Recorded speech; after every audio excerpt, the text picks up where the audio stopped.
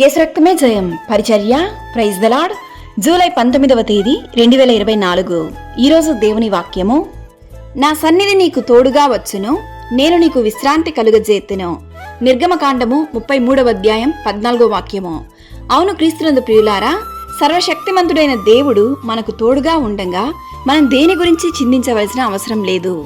నీవు ఆయనను వెదకి ఆయనకు ప్రియమైన బిడ్డగా జీవిస్తే ఆయన సన్నిధి నీకు తోడుగా ఉండును. నా సన్నిధిలో నీరు నడుచుచు నిందారహితముగా ఉండుము అని దేవుని వాక్యం సెలవిస్తుంది. లోకము వైపు చూడక యేసయ్య వైపు చూడుము. ఆయన నీ పాదము తొట్టిల్లనీయడు. నిన్ను కాపాడువాడు కునుకడు నిద్రపోడు. యెహోవాయే నిన్ను కాపాడువాడు. నీ కుడి పక్కను యెహోవా నీకు నీడగా ఉండును. దేవునికి భయపడు వారి మీద ఆయన కనికరము తరతరములుండును. తన యందు భయభక్తులు గల వారిని యెహోవా ఆశీర్వదించును. ఆయన నీ హృదయవాంఛలను తీర్చును. యెహోవా నీ మీద తన సన్నిధి కాంతి ఉదయింపజేసి నీకు సమాధానము కలుగజేయును గాక. దేవుని యొక్క దయ, కనికరము, సమాధానము మీకు, మీ కుటుంబానికి, మీరు చేయు పనులన్నిటిలోనూ తోడయుండును గాక.